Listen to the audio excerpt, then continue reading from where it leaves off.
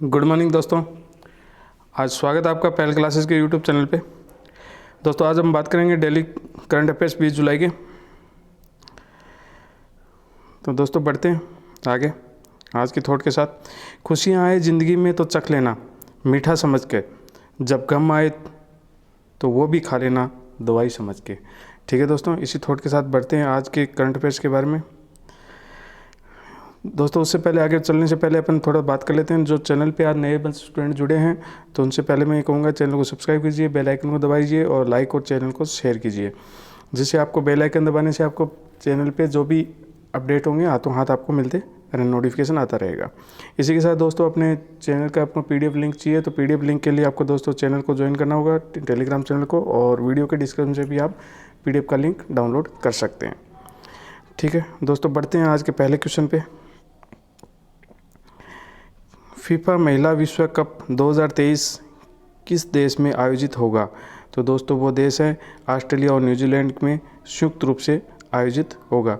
इस महिला विश्व कप में पहली बार 32 टीमें भाग लेंगी और अब इसे हर 4 साल की बजाय 2 साल में आयोजित करने के सुझाव को भी दोहराया गया है। ऑस्ट्रेलिया और न्यूजीलैंड में 2023 में होने वाले टूर्नामेंट का पहला विश्व कप होगा, जिससे 2 देश और विभिन्न फीफा परिसंघों को सदस्य मिलकर आयोजित करेंगे। तो बात करते हैं दोस्तों फीफा की। फीफा के फुल फॉर्म है federation international of football association. ठीक है, इसके प्रेसिडेंट हैं गिनानी फिनांटियो। हेडक्वार्टर इसका है ज्यूरिच स्विट्ज़रलैंड के अंदर, और इसकी स्थापना कहाँ पे की गई थी? पेरिस में, फ्रांस में। और इसका स्थापना दिवस है 21 मई 1904। कब है? 21 मई 1904। इसके सीनियर वाइस प्रेसिडेंट हैं सलमान बिन इब्राहिम उल खलीफा। ठीक है, अब बात करते हैं जुलाई महीने के कुछ महत्वपूर्ण डेज की।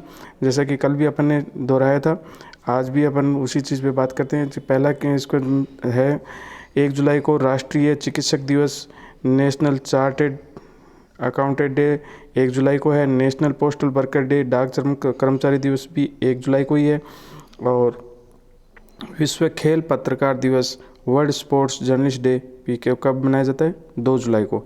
ये इंपॉर्टेंट डेट है जुलाई के, तो आप नोट कर लीजिएगा। क्वेश्चन नंबर 2 की बात करते हैं। हाल ही में किस जूनियर एथलीटों के लिए 2024 पेरिस और 2028 लॉस एंजलिस के आगामी ओलंपिक के लिए युवा एथलीटों को तैयार करने के लिए target Olympic podium scheme launch की गई है? तो दोस्तों वो कौन है, कहाँ पे किसने के द्वारा की गई है? केंद्रीय युवा मामले और खेल मंत्रालय के द्वारा यह चीज़ किया गया है। ठीक है, इस योजना का उद्देश्य यह सुनिश्चित करना है कि भारत 2028 में ओलंपिक में टॉप 10 पदक विजेताओं की सूची में शामिल हो। ठीक है, बात करते हैं क्वेश्चन नंबर 3 की।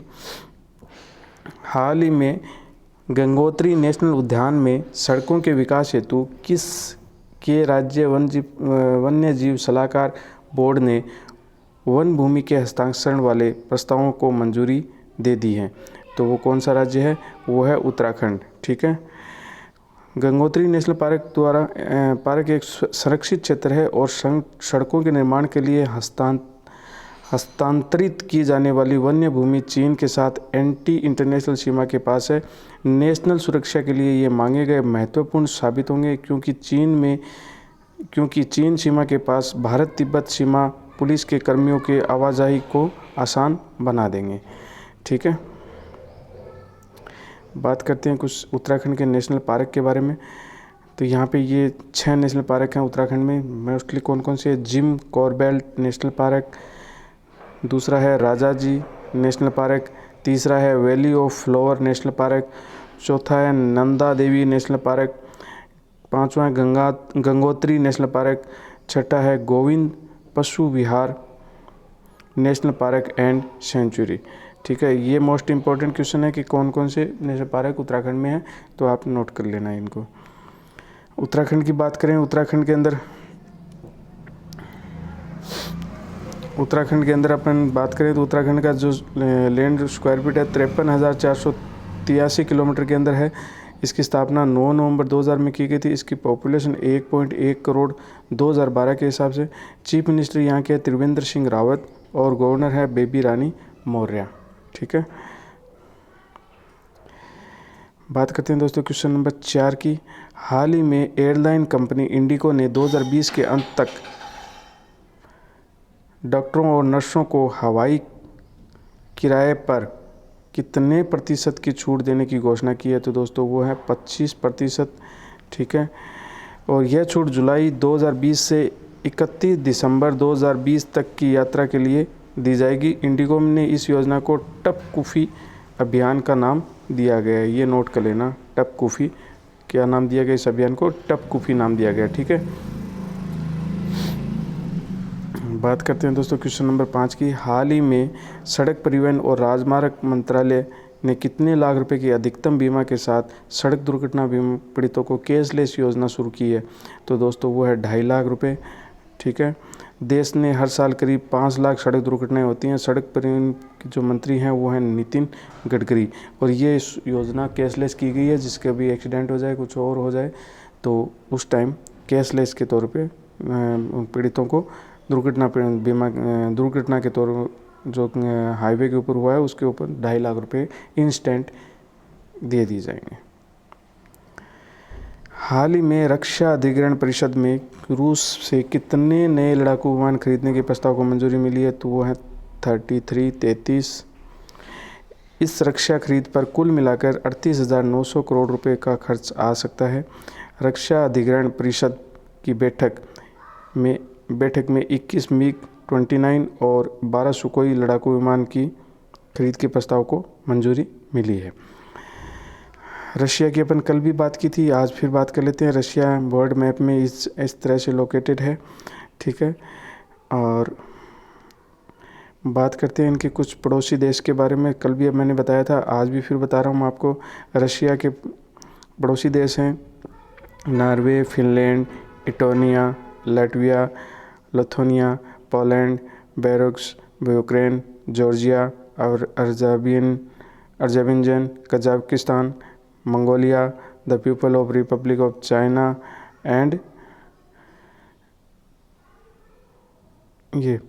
ठीक है, और इसकी जो कैपिटल राजधानी है वो मॉस्को, और इसकी पॉपुलेशन 14.45 करोड़ है। इसके प्रेसिडेंट व्लादिमीर पुतिन है। यहाँ की करेंसी है रशियन रबल, और यहाँ के प्राइम मिनिस्टर है मिकेल मुस्टिन। ठीक है,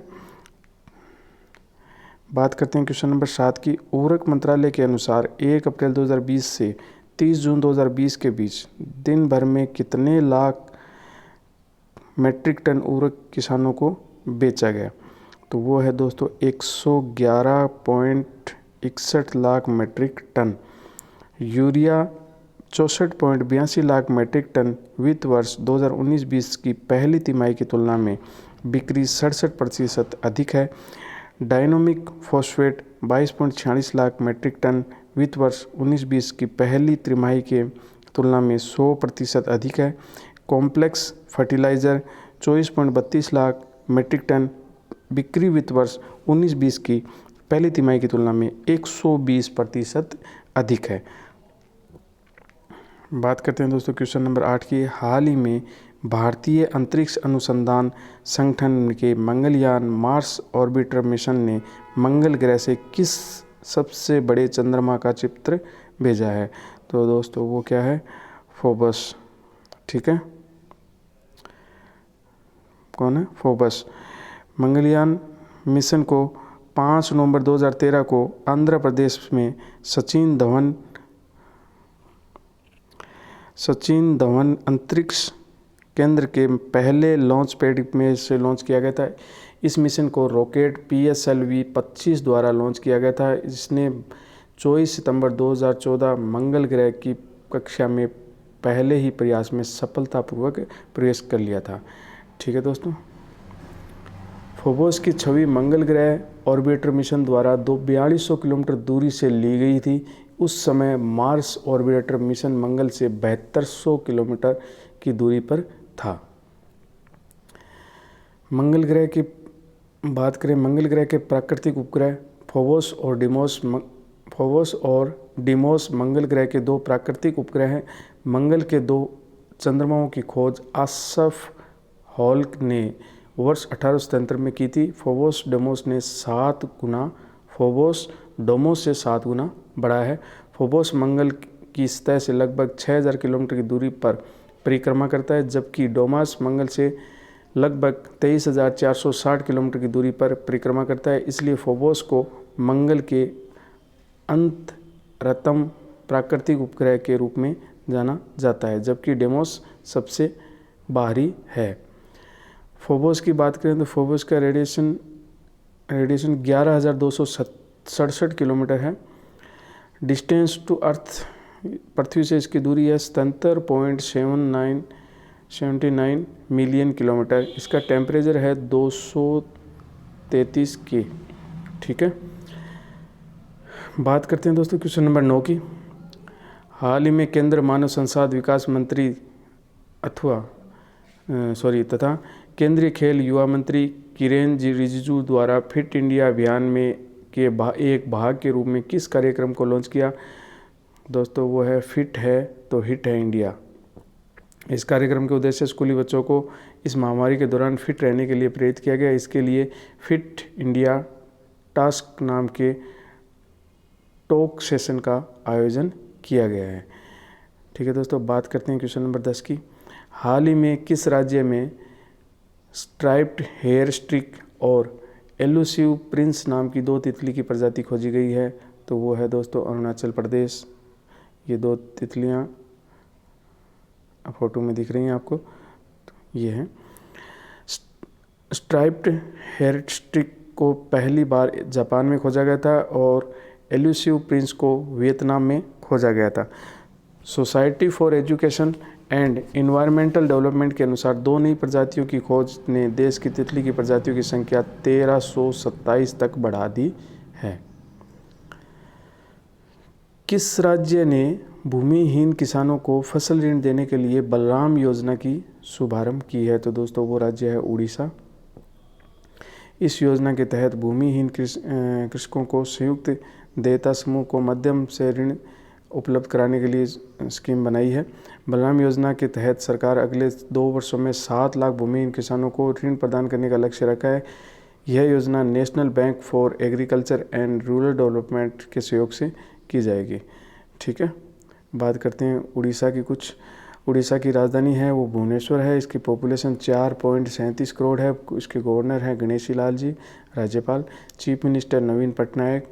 और ठीक है, ये चीज़ आप नोट कर लीजिएगा। अब बात करते हैं कुछ नेशनल पार्क हैं जो उड़ीसा के अंदर, उनकी बात कर लेते हैं। उनकी लिस्ट है, उनके कुल 8 नेशनल पार्क हैं उड़ीसा के अंदर।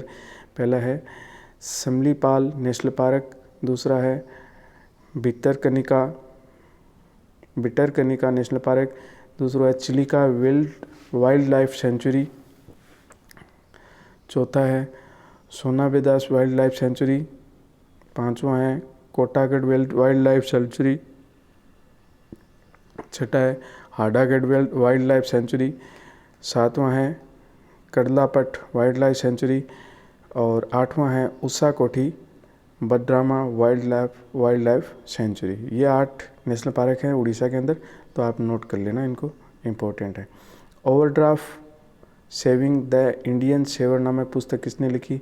तो दोस्तों वो पूर्व RBI गवर्नर उर्जित पटेल ने लिखी है।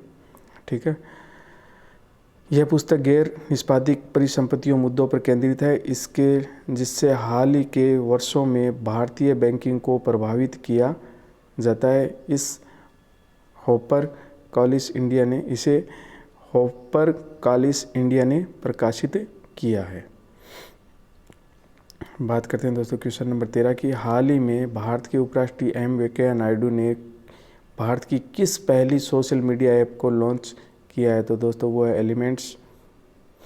यह पहला India made social media app super app है, जिसमें बेंगलुरु स्थित software company Sumeru software solution private limited द्वारा विकसित किया गया। इसमें फेसबुक, व्हाट्सएप और इंस्टाग्राम जैसे समान प्लेटफॉर्म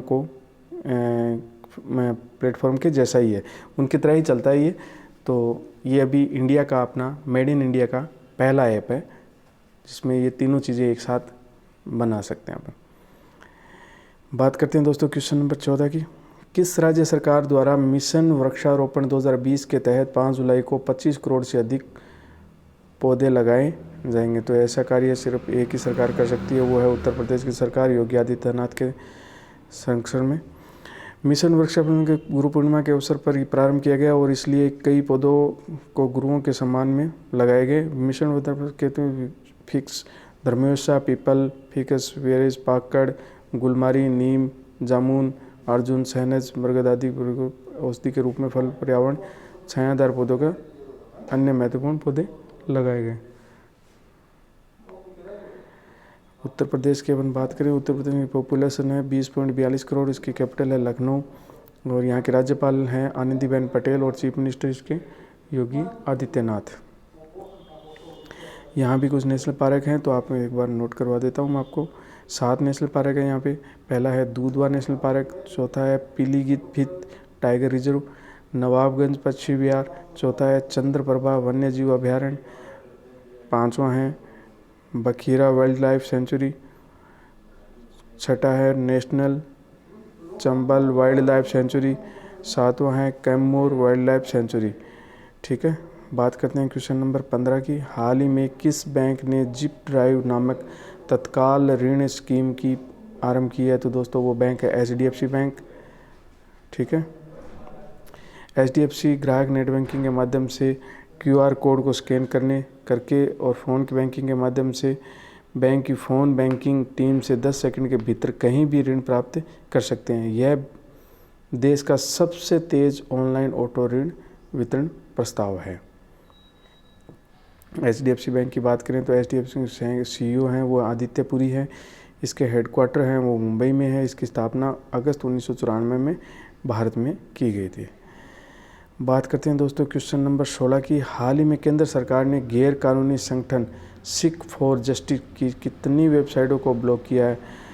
तो दोस्तों वो हैं 40 केंद्र सरकार ने हाल ही में अलगाववादी गतिविधियों का समर्थन करने को लेकर प्रतिबंधित संगठन सिख फॉर जस्टिस के जुड़ी 40 वेबसाइटों को गैर कानूनी गतिविधियों की रोकथाम में 1967 के तहत ब्लॉक कर दिया है।